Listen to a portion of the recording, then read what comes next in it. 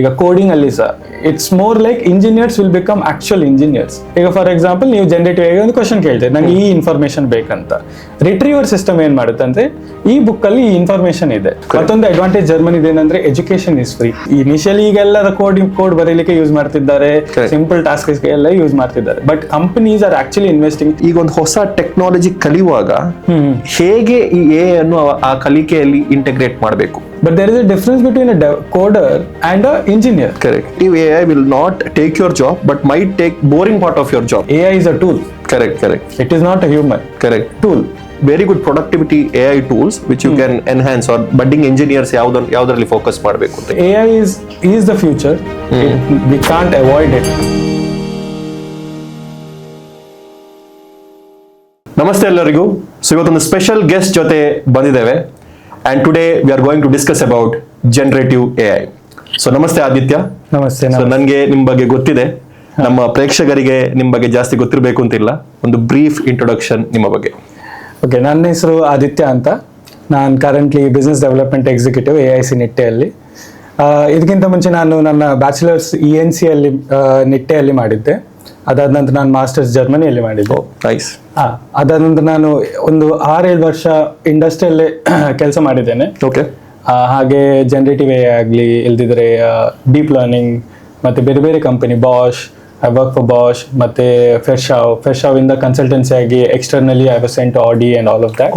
ಮಂಗಳೂರಿಗೆ ಬಂದ ನಂತರ 2 ವರ್ಷ ಮುಂಚೆ ನಾನು ಮಂಗಳೂರಿಗೆ ಬಂದಿದ್ದೆ. ಅದಾದ ನಂತರ ನಾನು ವನೋರಾ ರೋಬೋಟ್ಸ್ ಅಲ್ಲಿ ಕೆಲಸ ಮಾಡ್ತಿದ್ದೆ, ರೋಬೋಟಿಕ್ಸ್ ಇಂಜಿನಿಯರ್ ಅಂತ. ಈಗ ಕರೆಂಟ್ಲಿ ನಾನು ಕಾಲೇಜಸ್ಗೆಲ್ಲ ಹೋಗಿ ಒಮ್ಮೊಮ್ಮೆ ಜನರೇಟಿವ್ AI ಬಗ್ಗೆ ಎಲ್ಲ ಮಾತಾಡ್ತೇನೆ. I am A domain expert. ನನ್ನ ಮಾಸ್ಟರ್ ಥೀಸಿಸ್ ಮಾಡುವಾಗ 2018 ಅಲ್ಲಿ first time generative AI introduction ಆದದ್ದು. ಕರೆಕ್ಟ್. ಹಾಗೆ this is a brief introduction. Awesome. I think guys, ಈ ಸೆಷನ್ ಅಲ್ಲಿ ನಮಗೆ ಸಿಗುವಂತ wealth of information is something which we can't neglect at all. Because a person ಯಾರು generative AI start ಆಗುವಂತ time ಅಲ್ಲಿ ಬಂದು ಅದನ್ನು ನೋಡಿ ಅದರಲ್ಲಿ ಎಕ್ಸೆಲ್ ಆಗಿ ಅದನ್ನು ಎಕ್ಸಿಕ್ಯೂಟ್ ಮಾಡಿದ್ದಾರೆ. So this has to be the session, Aditya. Right? So curious note ಅಲ್ಲಿ ಕೇಳ್ತಾ ಇರೋದು, ಜರ್ಮನಿಗೆ ಹೋಗಿದ್ದೀರಿ ನೀವು. ಸೊ ಆ ಒಂದು ಜರ್ನಿ ಹೇಗೆ ನಿಮ್ಗೆ ಜರ್ಮನಿಗೆ ಹೋಗ್ಲಿಕ್ಕಾಯ್ತು? What were the reasons? ನೀವು ಯಾವ ರೀತಿಯಲ್ಲಿ ಎಜುಕೇಶನ್ ಪರ್ಪಸ್ಗೆ ಹೋಗಿದಾಗಿರ್ಬೋದು, ಅಥವಾ ನಿಮ್ಮ ಒಂದು ಎಕ್ಸ್ಪೀರಿಯನ್ಸ್ ಅನ್ನು ಎನ್ಹಾನ್ಸ್ ಮಾಡ್ಲಿಕ್ಕೆ ಹೋಗಿದ್ದು ಆಗಿರ್ಬೋದು. ಸೊ ಆ ಒಂದು ಜರ್ನಿ ಬಗ್ಗೆ ಒಂದು ಬ್ರೀಫ್ ಆಗಿ ಹೇಳ್ಬೋದು. What were the reasons to go to Germany, and ಜರ್ಮನಿಯಲ್ಲಿ ಏನೆಲ್ಲ ಕಲ್ತ್ರಿ, ಜರ್ಮನಿಯಲ್ಲಿ ಇರುವಂತಹ ಒಂದು ಟೆಕ್ ಸ್ಟ್ಯಾಕ್ಸ್ ಅಥವಾ ಟೆಕ್ನಾಲಜಿ ಫ್ಲೋ ಹೇಗಿದೆ ಎಂಬುದಾಗಿ. ಸೊ ನಾನು 10th ಅಲ್ಲಿರುವಾಗ ಅಜಿಮೋ ಅಂತ ಒಂದು ರೋಬೋಟ್ ಇತ್ತು, ನೆನ್ಪುಂಟ? ಅಜಿಮೋ, ಎಸ್. ಅಜಿಮೋ ಅಂತ ಆಗ ಟಿವಿಯಲ್ಲಿ ಬರ್ತಿತ್ತು. ಕರೆಕ್ಟ್. ಅಡ್ವರ್ಟೈಸ್ಮೆಂಟ್ ಎಲ್ಲ ಅಜಿಮೋ ಹೊಂಡಾದು. ಅದು ನೋಡಿದ ನಂತರ ನಂಗೆ ರೋಬೋಟಿಕ್ಸ್ ಅಲ್ಲಿ ತುಂಬಾ ಇಂಟ್ರೆಸ್ಟ್ ಇತ್ತು. when you were in 10th. By the way, he is my senior though. ನಾವು ಒಂದೇ ಸ್ಕೂಲ್ ಅಲ್ಲಿ ಬರುವ. yes please. 10th ಇಂದ ಹಾಗೆ 11th 12th ಶಾರದಕ್ಕೆ ಹೋಗುವಾಗ ನಾನು ಏನು PU ಶಾರದಲ್ಲಿ ನಾನು ಕೂಡ. ನೀವು ಕೂಡ ಅಲ್ಲ? ಕರೆಕ್ಟ್. ಅಲ್ಲಿ ಸಹ ಜೂನಿಯರ್ ಎಲ್ಲ ಕಡೆ.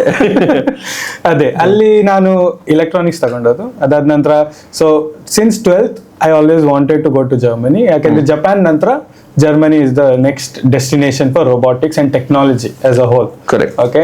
ಸೊ ಹಾಗೆ ಫಸ್ಟ್ ಇಯರ್ ಇಂಜಿನಿಯರಿಂಗ್ ಬರುವಾಗ ನಾನು ನೋಡಿದೆ ಹೇಗೆ ಅಲ್ಲಿಗೆ ಅಪ್ಲೈ ಮಾಡೋದು ಅಂತ. ಆಗೊಂದು ವೆಬ್ಸೈಟ್ ಇತ್ತು, ಡಾಡ್ ಅಂತ. ಈಗ ಸಹ ಉಂಟು ವೆಬ್ಸೈಟ್, DAAD.de ಅಂತ. ಅಲ್ಲಿಂದ ನಿಮ್ಗೆ ಎಲ್ಲ ಇನ್ಫಾರ್ಮೇಶನ್ ಸಿಗುತ್ತೆ, ಯಾವ ಯೂನಿವರ್ಸಿಟಿಗೆ ಹೋಗಿದ್ರು. ಮತ್ತೊಂದು ಅಡ್ವಾಂಟೇಜ್ ಜರ್ಮನಿ ಏನಂದ್ರೆ education is free. Oh, is it? Yes, education is free. Semester fee ಅಂತ ಉಂಟು, ಅದೊಂದು 20,000 ಬರುತ್ತೆ. ನೀವೊಂದು ಬ್ಲಾಕ್ ಅಕೌಂಟ್ ಮಾಡ್ಬೇಕಾಗುತ್ತೆ. ಆಗ 8 ಲಕ್ಷ ಇತ್ತು, ಈಗ 12 ಲಕ್ಷ ತನಕ ಬರುತ್ತೆ. ಮತ್ತೆ ಎಲ್ಲಾ ಸಿಸ್ಟಮ್ ಇದೆ ಅಲ್ಲ ಜರ್ಮನಿಗೆ ನೀವು ಅಪ್ಲೈ ಮಾಡೋದು, ಇಟ್ಸ್ ಕಂಪ್ಲೀಟ್ಲಿ ಯಾವ ಏಜೆನ್ಸಿ ಥ್ರೂ ಹೋಗ್ಬೇಕಂತ ಇಲ್ಲ. ಏಜೆನ್ಸಿ ಥ್ರೂ ಈಗ ಯಾರಾದ್ರೂ ನಿಮ್ಮ ಕಡೆ ಬಂದ್ರೆ ಏಜೆಂಟ್ ಅವ್ರು ಹೇಳಿದ್ರೆ ನಾನು ನಿಮ್ಗೆ ಈ ಯೂನಿವರ್ಸಿಟಿ ಒಳಗೆ ಅಡ್ಮಿಟ್ ಕೊಡ್ತೇನೆ ಅಂತ, ಡೋಂಟ್ ಬಿಲೀವ್ ದಟ್. ಯಾಕಂದ್ರೆ ಡೈರೆಕ್ಟ್ ಆಗಿ ನಾವು ಪಬ್ಲಿಕ್ ಯೂನಿವರ್ಸಿಟೀಸ್ ಎಲ್ಲ public universities completely government funded. ಅಲ್ಲಿ ಮತ್ತೆ ಟೆಕ್ನಾಲಜಿ ಏನಂದ್ರೆ research oriented, research and application base 2 type of universities ಇದೆ. ಪಬ್ಲಿಕ್ ಯೂನಿವರ್ಸಿಟಿ, ಟೆಕ್ನಿಕಲ್ ಯೂನಿವರ್ಸಿಟಿ ಅಂತ, ಮತ್ತೊಂದು ಹೋಕ್ಶುಲೆ ಅಂತ, ಅಪ್ಲೈಡ್ ಸೈನ್ಸಸ್ ಮತ್ತೆ ಕೋರ್ ಸೈನ್ಸಸ್ ಅಂತ. ಹಾಗೆ ನಾನು ಅಪ್ಲೈ ಮಾಡಿ ನಂಗೆ ಮತ್ತೆ KIT ಅಲ್ಲಿ ಸಿಕ್ತು. KIT Karlsruhe institute of technology ಅಂತ. It is one of the top 4 in Germany. ಜರ್ಮನಿಯಲ್ಲಿ ರ್ಯಾಂಕಿಂಗ್ ಸಿಸ್ಟಮ್ ಅಂತ ಏನಿಲ್ಲ. ಸೊ ಅಲ್ಲಿ I got in optics and photonics. ಅಲ್ಲಿ ವರ್ಕ್ ಹೇಗಂದ್ರೆ ನಾನು, so when you are studying you can work. Part time job ಆಗಿ ಮಾಡ್ಬೋದು. ನಾನು ಫ್ರಾನ್ಫರ್ಟ್ ರಿಸರ್ಚ್ ಇನ್ಸ್ಟಿಟ್ಯೂಟ್ ಅಲ್ಲಿ ಮಾಡಿದ್ದೆ. ಅಲ್ಲಿ ಹೇಗಂದ್ರೆ ನೀವು ಈಗ ಇಂಟರ್ನ್ ಆಗಿದ್ರೆ ನಿಮ್ಗೆ ರೆಸ್ಪಾನ್ಸಿಬಿಲಿಟಿ ಕೊಡ್ತಾರೆ. ಒಂದು ಮಾಡ್ಯೂಲ್ ನಿಮ್ಮ under complete. Okay, you have to work on that. You are responsible for that module. Awesome. So it is not like most of the internships here. Completely away from Indian education system. Yes, completely away. So it is like completely technical based ಆಗಿ ಮಾಡ್ತಾರೆ ಅವರು. Correct. So ನನ್ನದ್ರಲ್ಲಿ ನನಗೆ C++ ಆಗ ಕೊಟ್ಟದು ಮಾಡ್ಲಿಕ್ಕೆ. Core, low level language. Core post detection ಅಂತ ಒಂದಿತ್ತು, hubs forest ಅಂತ. ಆಗ ಯೋಲೋ ಮಾಡಲ್ ಆಗ ಫಸ್ಟ್ ನಂಗೆ ಬಂದದ್ದು 2015 ಅಲ್ಲಿ. ಅದಾದ ನಂತರ ಹಾಗೇನೆ it is more like when I was giving internship. ಈಗ ಬಾಸ್ಗೆ ನಾನು ಇಂಟರ್ವ್ಯೂ ಕೊಡುವಾಗ ಸಹ ಅಲ್ಲಿ ಏನಂದ್ರೆ ನಿಮ್ಮ ಮಾರ್ಕ್ಸ್ ನೋಡ್ತಾರೆ, ಬಟ್ ಆ ಸಬ್ಜೆಕ್ಟ್ ರೆಲೆವೆಂಟ್ ಉಂಟಾ ಅಂತ ಅದ್ರಲ್ಲಿ ನೋಡ್ತಾರೆ. Just basic, are you good enough, skills ಉಂಟಾ ಅಂತ, ಜಸ್ಟ್ ಅಕಾಡೆಮಿಕ್ಸ್ ಅಲ್ಲಿ ಇದ್ದಾರಾ ಅಂತ. ಅದಾದ ನಂತರ ಫುಲ್ ಇಂಟರ್ವ್ಯೂ, ಕಂಪ್ಲೀಟ್ ಇಂಟರ್ವ್ಯೂ ನನ್ನದು ಹೇಗಿತ್ತಂದ್ರೆ, so you know Python correct? ನಾನು ಹೇಳಿದೆ ಹೌದು, ನಾನು 2 ವರ್ಷ ಮುಂಚೆ ವರ್ಕ್ ಮಾಡಿದ್ದು. ನಾನು ಹೇಳಿದೆ ಅದು 2 years is it? No but you know python more than me. ನಂಗೆ ಬರೋದಿಲ್ಲ. ನಾನು ಈ ರೋಲ್ಗೆ ನಾನು ಹೈರ್ ಮಾಡಿದೆ ಯಾಕಂದ್ರೆ ನಂಗೆ ಯಾರಾದ್ರೂ ಪೈಥಾನ್ ಗೊತ್ತಿದ್ದವರು ಬೇಕು, ಮತ್ತೆ ಡೀಪ್ ಲರ್ನಿಂಗ್ ಗೊತ್ತಿದ್ದವರು, ಯಾಕಂದ್ರೆ ನಂಗೆ ಅದೆರಡು ಸಹ ಬರುದಿಲ್ಲ. ಸೊ ಹಾಗೆ ಬಾಷ್ ಅಲ್ಲಿ ಹೋಗುವಾಗ ಅದು ಕಂಪ್ಲೀಟ್ ಸಿಸ್ಟಮ್. ಫಸ್ಟ್ ವೀಕ್ ಅಲ್ಲಿ ನಾನು ಹೋದಾಗ ಟೆಕ್ಸ್ಟೆಕ್ ಆಗಿ, ಆಗ ಕೆಫೆ ಅಂತ ಇತ್ತು, ಈಗ ಟೆನ್ಸರ್ ಫ್ಲೋ ಪೈಟಾರ್ಚ್ ಬಂದಿದೆ, ಆಗ ಕೆಫೆ ಇದ್ದ. This was in the year?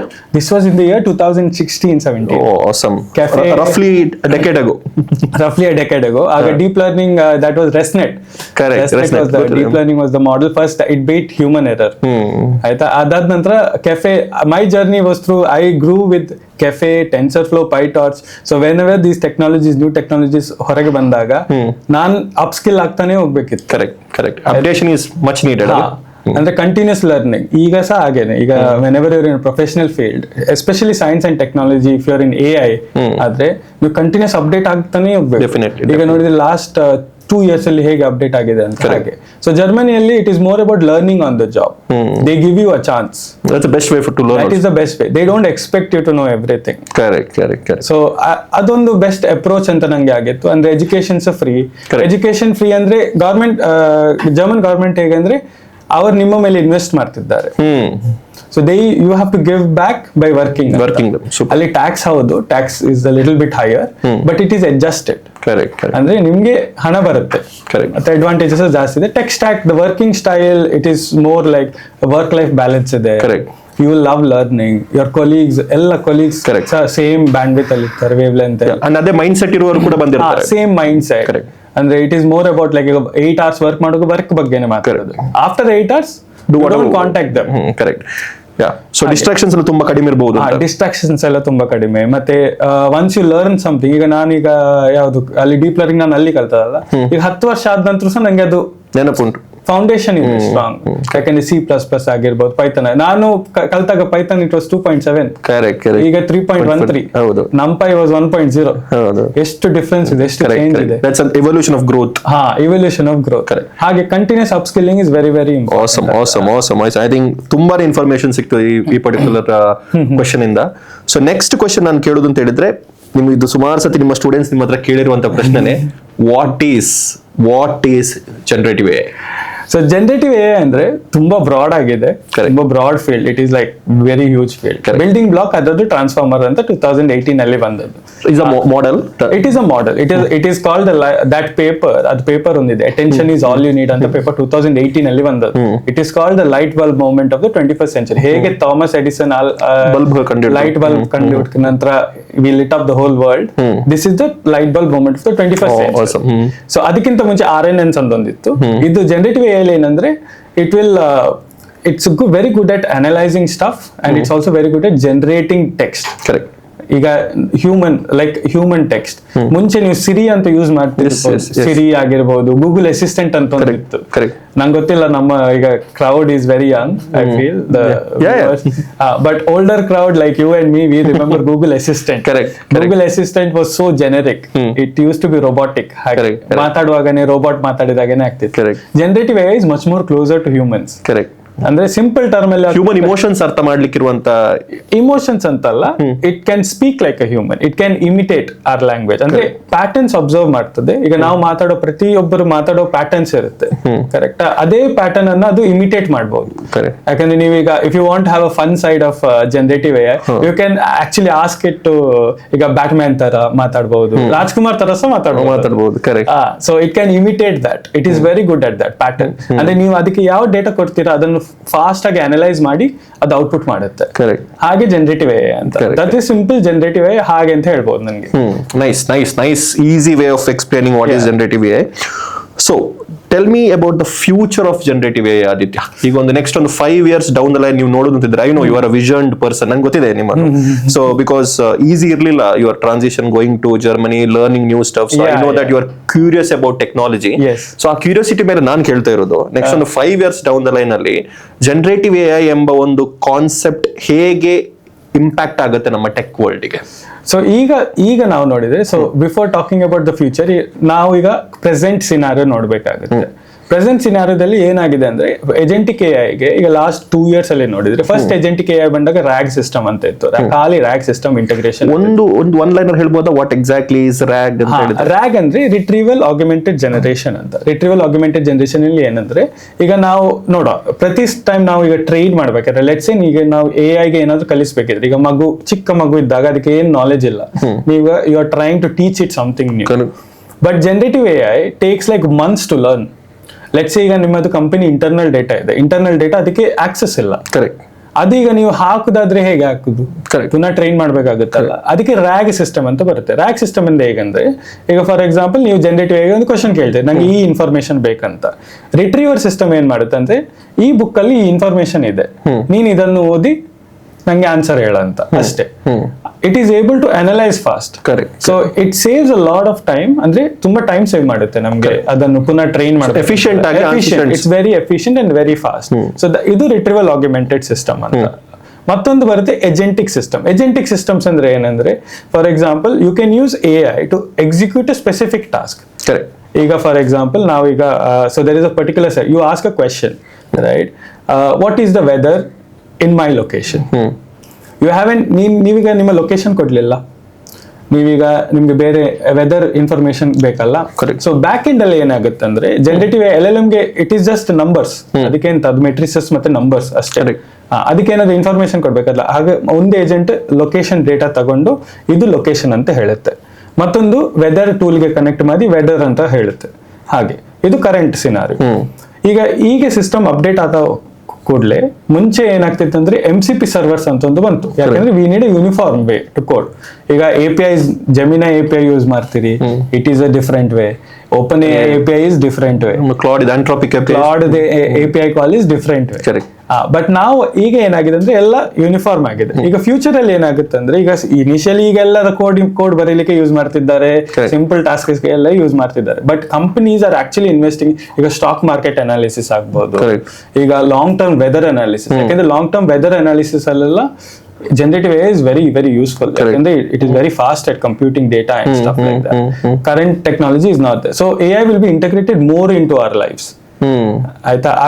But it is not going to replace us. ಯಾಕಂದ್ರೆ ಹ್ಯೂಮನ್ ಇನ್ ದ ಲೂಪ್ ಬೇಕೇ ಬೇಕು. ಮೆಡಿಕಲ್ ಫೀಲ್ಡ್ ಆಗಲಿ, ಮೆಂಟಲ್ ಹೆಲ್ತ್ ಫೀಲ್ಡ್ ಆಗಲಿ, you have to use it as a ಕೊಲಾಬರೇಟರ್.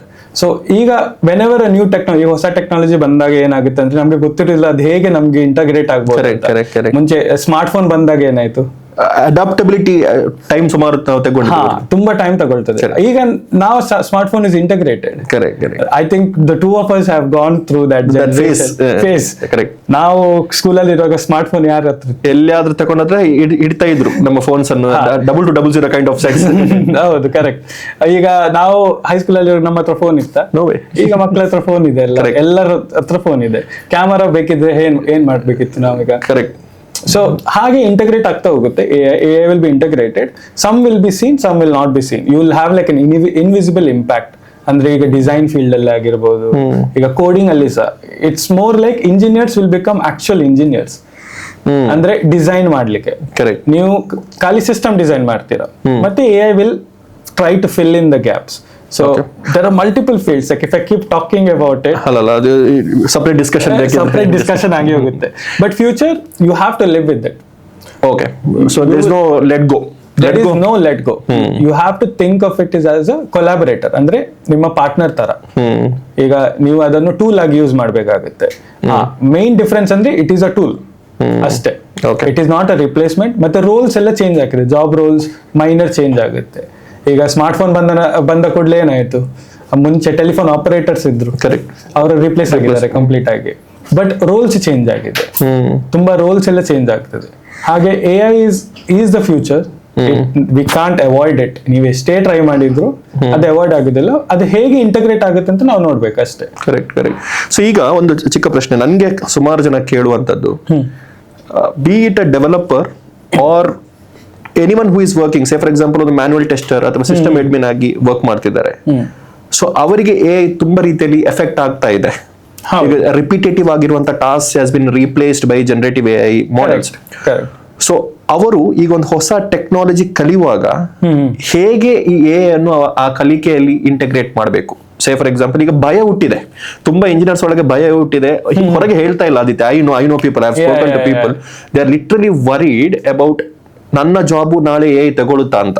But they are not even thinking ಈ AI ಇಂದ use ಮಾಡಿ how can they become smarter ಹೇಗೆ ಆಗ್ಬಹುದು ಅಂತ. ಸೊ ಅದ್ರ ಬಗ್ಗೆ ಈಗ ಸುಮಾರು ಜನ ಇದ್ದಾರೆ, ಈ ಆನ್ಸರ್ ಎಕ್ಸ್ಪೆಕ್ಟ್ ಮಾಡೋದು ಸುಮಾರು ಜನ ಇದ್ದಾರೆ. ಒಂದು ಕಲಿಕೆಯನ್ನು ಅಥವಾ ಟೆಕ್ ಅನ್ನು ಕಲಿಯುವಾಗ ಅದನ್ನು AI ಮುಖಾಂತರ ಹೇಗೆ ಕಲಿಬಹುದು ಅಂತ ಒಂದೆರಡು ಮಾತು ನಿಮ್ಗೆ ಹೇಳ್ಬೋದು. ಸೊ ಈಗ ಸಿಸ್ಟಮ್ ಅಡ್ಮಿನ್ ಆಗ್ಲಿ, ಬೇರೆ ಯಾರಾದ್ರೂ ಜಾಬ್ ಅಲ್ಲಿ ಇದ್ದವರಾಗ್ಲಿ, ಈಗ ನೀವು ಕಲಿಯುವಾಗ AI is like I said before, AI ನಿಮ್ಮನ್ನು ರಿಪ್ಲೇಸ್ ಮಾಡ್ಲಿಕ್ಕೆ ಆಗುದಿಲ್ಲ. ಯಾಕಂದ್ರೆ ನೀವು ಅದಕ್ಕೆ ಹೇಗೆ ಕ್ವಶನ್ ಕೇಳ್ತೀರಿ ಅದು ಹಾಗೇನೆ ಆನ್ಸರ್ ಕೊಡುತ್ತೆ. AI ವಿಲ್ ಮೇಕ್ ಮಿಸ್ಟೇಕ್ಸ್, ಅವರ ಇದ್ರಲ್ಲೇ ವಾರ್ನಿಂಗ್ ಹಾಕಿರ್ತಾರೆ, ಅದು ಮಿಸ್ಟೇಕ್ ಮಾಡುತ್ತೆ. ಕರೆಕ್ಟಾ? ಈಗ ನಾವು ಅದಕ್ಕೆ ಪ್ರಾಂಪ್ಟ್ ಇಂಜಿನಿಯರಿಂಗ್ ಅಂತ ಒಂದು ಫೀಲ್ಡ್ ಇದೆ, ಎಲ್ಲರಿಗೂ ಅವೇರ್ನೆಸ್ ಇರಬಹುದು ಪ್ರಾಂಪ್ಟ್ ಇಂಜಿನಿಯರಿಂಗ್. ಈಗ ನಾನು ಎಕ್ಸ್ಪೀರಿಯನ್ಸ್ ಡೆವಲಪರ್ಸ್, ನಾನೀಗ ಆ ಟೂಲ್ ಅನ್ನು ಯೂಸ್ ಮಾಡುವಾಗ ನಂಗೆ ಒಂದೇ ಕ್ವಶನ್ ಅಲ್ಲಿ ದೊಡ್ಡ prompt hockey it will give me the exact answer. ಕರೆಕ್ಟಾ? ಆ ನಾಲೆಜ್ ಇದೆ ಅಲ್ಲ, ಕ್ವಶನ್ ಫ್ರೇಮ್ ಮಾಡ್ಲಿಕ್ಕೆ ಏನ್ ನಾಲೆಜ್ ಇದೆ, that is not replaceable by AI. ಕರೆಕ್ಟಾ? ಈಗ ಸಿಸ್ಟಮ್ ಅಡ್ಮಿನ್ ಆಗಿ, ಈಗ ಇಷ್ಟು ವರ್ಷ ನೀವು ಸಿಸ್ಟಮ್ ಅಡ್ಮಿನ್ ಆಗಿ ಕೆಲಸ ಮಾಡಿದ್ರಿ. ಈಗ ಸಿಂಪಲ್, ಈಗ ನಾನೀಗ ರೋಬೋಟಿಕ್ಸ್ ಇಂಜಿನಿಯರ್, ನಾನೀಗ ಜನರೇಟಿವ್ ಹೇಗೆ ಯೂಸ್ ಮಾಡೋದು ಅಂತ ಹೇಳ್ತೇನೆ. ನಂಗೆ ಒಂದು ಸಿಂಪಲ್ ಕೋಡ್ ಬರೀಲಿಕ್ಕೆ ಉಂಟು, I use it as a code writer. Instead of typing code, I just prompt it off. I give it the exact logic. ನೀವು ಲಾಜಿಕಲ್ ಥಿಂಕಿಂಗ್ ನಿಮ್ಮ ಮೇಲೆ ಇರೋದು. ಅದಕ್ಕೆ ನಾನು ಹೇಳಿದ್ದು developers, you will move from developers to being an actual engineer. Actual engineer ಅಂದ್ರೆ ಎಂತ? Engineer definition ಎಂತ? You design solution. AI can't design solutions. AI can execute solution. Oh, awesome. That's a tagline. For a long time, we hire engineers as coders. Correct. But there is a difference between a coder and a engineer. Correct. ಈಗ system admin ಆಗ್ಲಿ, ಈಗ senior developers ಆಗ್ಲಿ, ಅವ್ರದ್ದು ಕೆಲಸ ಏನು? ಈಗ ನಿಮಗೆ ಒಂದು ಟೀಮ್ ಅಲ್ಲಿ ಸೀನಿಯರ್ ಡೆವಲಪರ್ ಇದ್ರೆ ಅವರ ಜಾಬ್ ಏನು? ಇಡೀ ಸಿಸ್ಟಮ್ ಅನ್ನು ಡಿಸೈನ್ ಮಾಡೋದು ಅವರು. ಕರೆಕ್ಟ್. ಅವರು ಡಿಸೈಡ್ ಮಾಡ್ತಾರೆ ಯಾವುದು ಹೇಗೆ ಕನೆಕ್ಟ್ ಆಗ್ಬೇಕಂತ. Correct. Modules right. You can use AI's help to check whether have you missed something anta. So you have to use it as a collaborator. It can't replace you. Examples ಇದೆ, companies already tried to replace coders. ಏನಾಯ್ತು? ಅದು full code base ಅನ್ನೇ destroy ಮಾಡಿತ್ತು. Correct. AI bubble ಅಂತ ನಾವು ಕರಿತೇವೆ ಈಗ. AI bubble ಅಲ್ಲ, ಮತ್ತೆ ಇದು ಈಗ ಕೋಡಿಗೆ ಫುಲ್ ಇಂಡಿಪೆಂಡೆನ್ಸ್ ಕೊಟ್ರೆ ನೀವು ಏನಾಗುತ್ತೆ ಅಂದ್ರೆ AI will make changes. You can't give full autonomy to AI. Correct.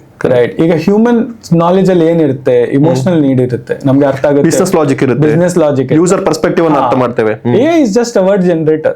ಅದೇ ನಾನು ಹೇಳೋದು, it is a tool. It is a much faster tool that helps you think faster. That is it. ಮುಂಚೆ ನಾವು Stack Overflow ಅಲ್ಲಿ ಹುಡುಕ್ತೀವಿ, ನಾವು it has reduce the time. But it depends on what the human asks it. Correct. How do you prompt it? ಮತ್ತೆ roles change ಆಗುತ್ತೆ. AI architect ಅಂತ, agentic system design ಮಾಡ್ಲಿಕ್ಕೆ ಎಷ್ಟು ಕಷ್ಟ ಉಂಟು. ನಾನೇ ಮೊನ್ನೆ ಏಜೆಂಟಿಗೆ ಸಿಸ್ಟಮ್ ಡಿಸೈನ್ ಮಾಡೋ, there is no system design. So ನೀವು ಟಾಸ್ಕ್ ಆಗಿ ಎಕ್ಸಿಕ್ಯೂಟ್ ಮಾಡ್ಬೇಕು. ಯಾವ್ದೆಲ್ಲ ಟಾಸ್ಕ್ ಆಗ್ಬೇಕು, ಈ ಟಾಸ್ಕ್ ಆದ ನಂತರ ಈ ಟಾಸ್ಕ್ ಎಕ್ಸಿಕ್ಯೂಟ್ ಆಗ, who does that? Who does the thinking? That is me.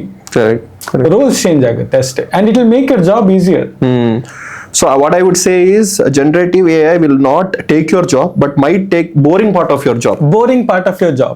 And anyhow, like even before generative AI came, if you want to survive in the industry, you need to upskill. Correct. You can't move up unless and until you learn on the job. Correct. That is still the same. Yeah. So the core fundamentals ಗೊತ್ತಿರಲೇಬೇಕು.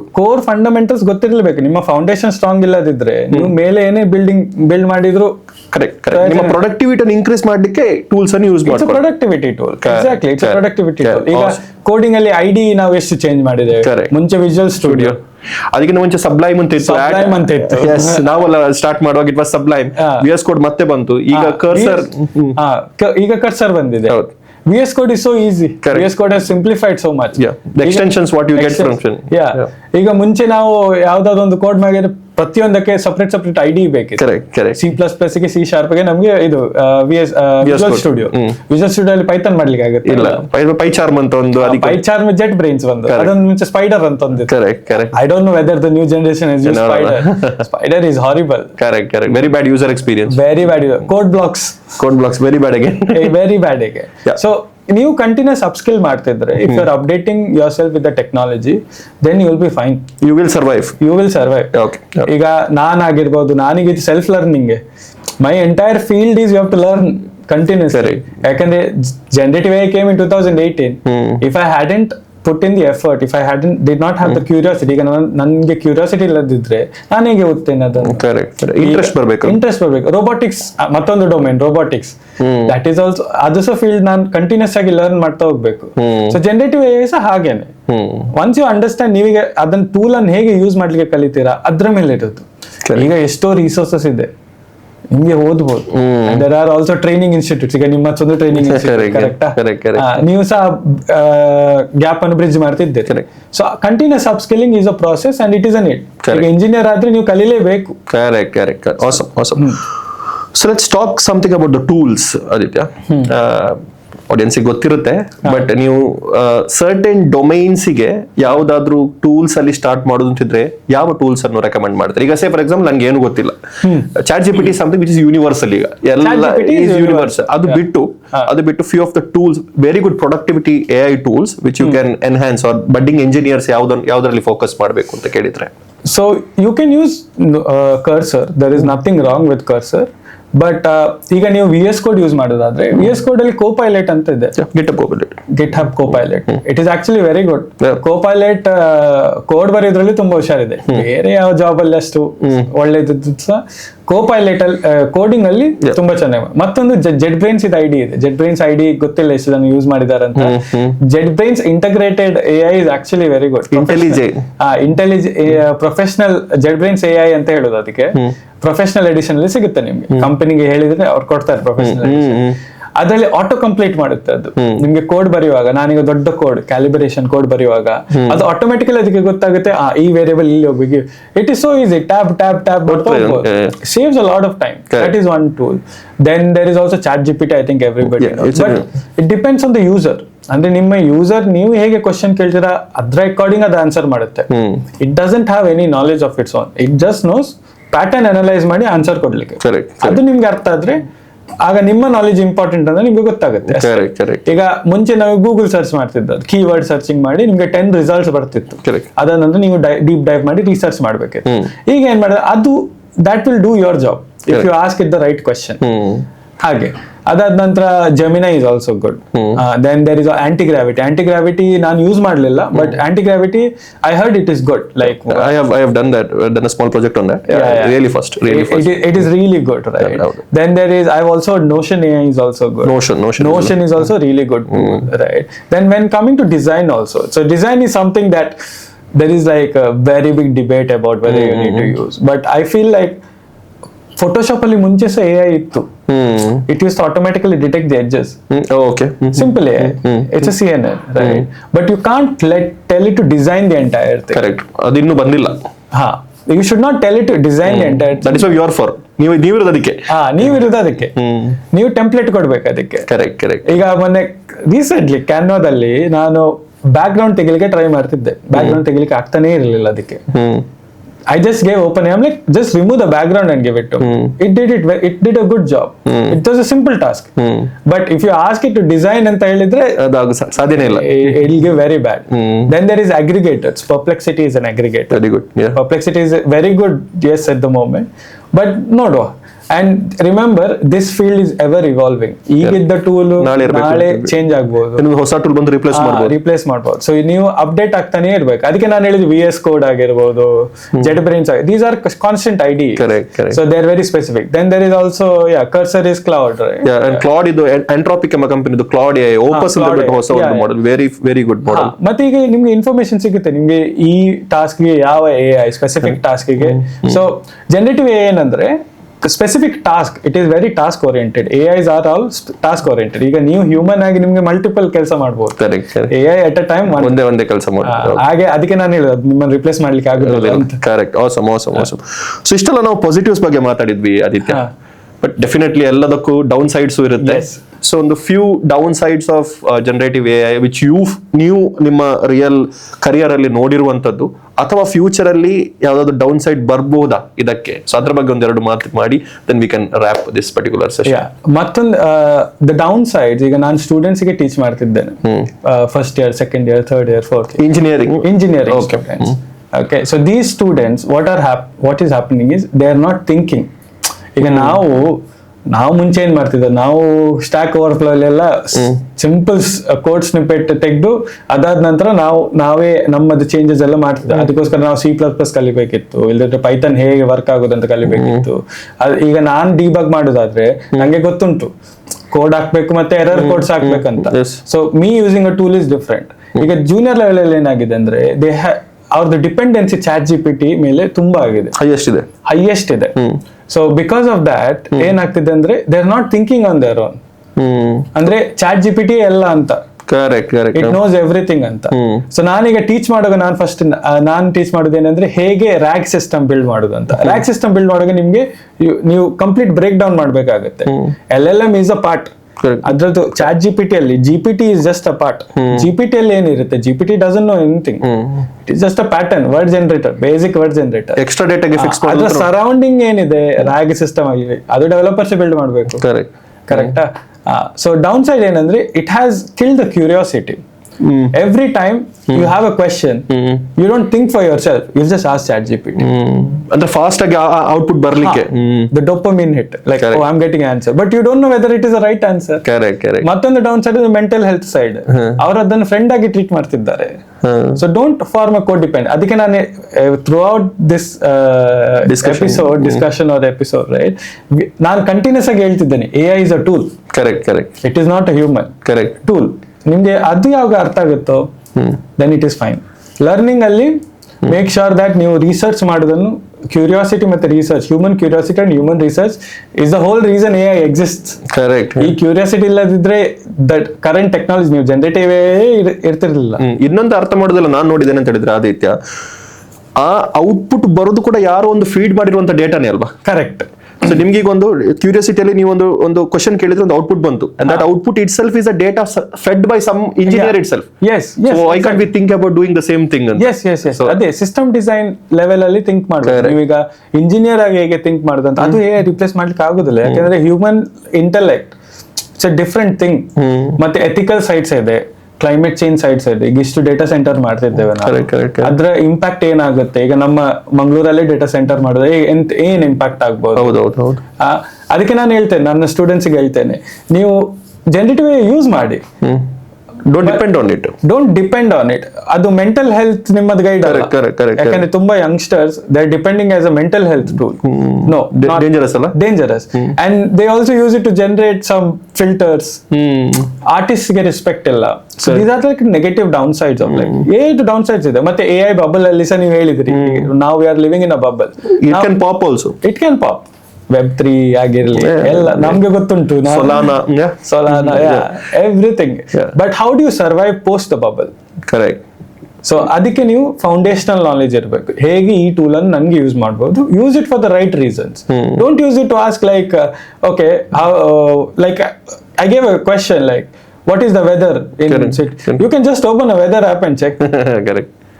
why should you ask ChatGPT? Correct. Right?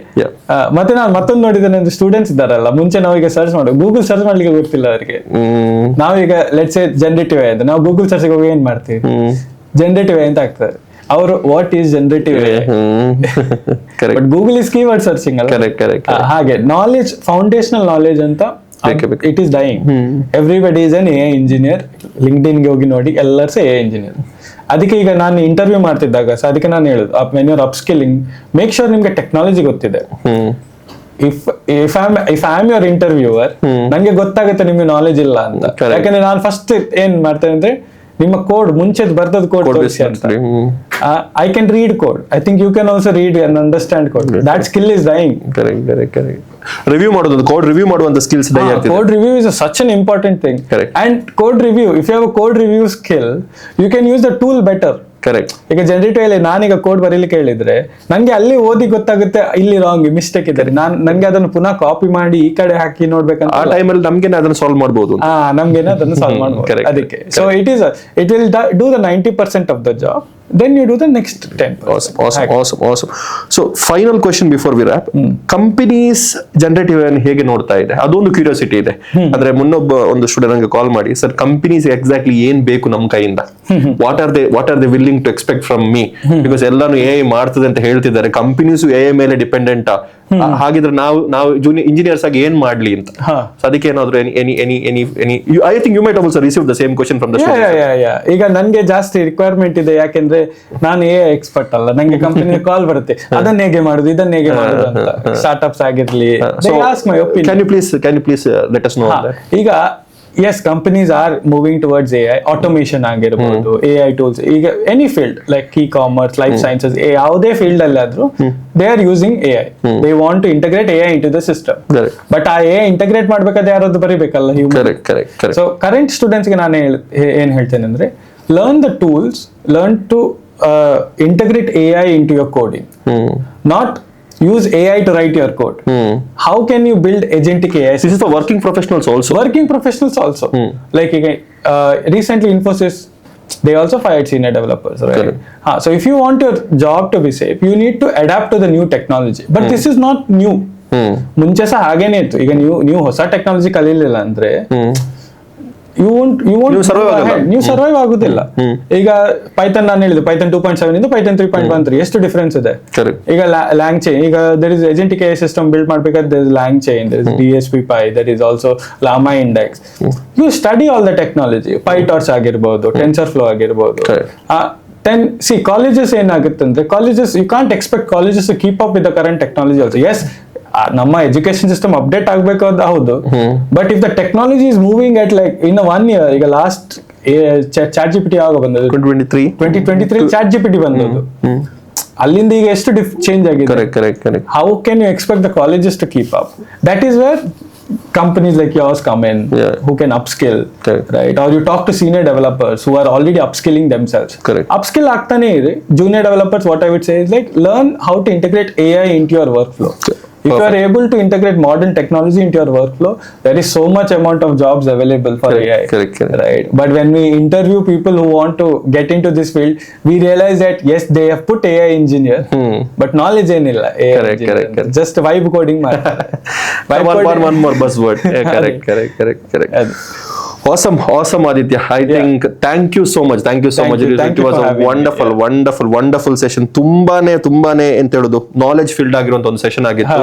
I think ನಮ್ಮ ಆಡಿಯನ್ಸ್ಗೆ ಇದು much needed Aditya, because ನಾವೀಗ ನಿಮ್ಗೆ ಗೊತ್ತಿದೆ, ನನಗೂ ಗೊತ್ತಿದೆ, how AI is like trying to impact in our students' life, ಅಥವಾ be it working professional, be it freshers, people are, ನೀವು ಹೇಳಿದಾಗೆ, not more curious about learning stuff. So ಈ ಒಂದು awareness, ಈ ಒಂದು talk, ಈ ಒಂದು downsides ನೀವು ಮಾತಾಡಿದ್ರಿ, all was much more needed. And thank you so much, and thanks for coming, thanks for greeting us, and thanks for making our day special. Thank you so much. Thank you so much.